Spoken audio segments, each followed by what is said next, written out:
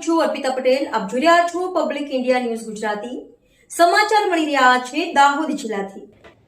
દાહોદ જિલ્લાના દેવગઢ બારિયા તાલુકામાં એક ગંભીર પારિવારિક ઘટના સામે આવી છે. એક પરિણીત મહિલા પોતાના બે નાનકડા બાળકોને છોડી અચાનક ગાયબ થઈ જતા પરિવાર ચિંતામાં મુકાયો છે. આ મામલે પતિ હિતેશભાઈ સુરેશભાઈ રાવળ દ્વારા સ્થાનિક પોલીસ સ્ટેશનમાં લેખિત અરજી કરવામાં આવી હતી.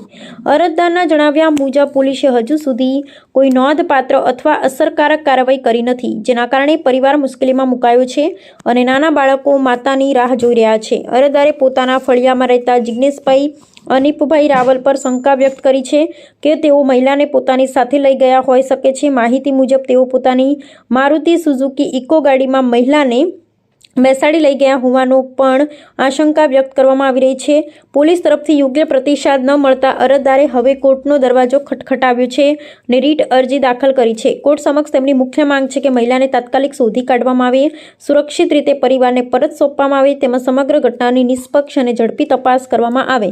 સાથે જ આ મામલે સંડોવાયેલા ગુનેગારો ઉપર કડક કાર્યવાહી કરવામાં આવે તેવી પણ માંગ કરવામાં આવી છે. આ ઘટના સ્થાનિક સ્તરે ચર્ચાનો વિષય બની છે અને પોલીસ કામગીરી સામે પણ પ્રશ્નો ઊભા થઈ રહ્યા છે. અહેવાલ કનુભાઈ પટેલ, સત્ય અવાજ, જનતાનો વિશ્વાસ, પબ્લિક ઇન્ડિયા ન્યૂઝ, જસુભાઈ ગણા.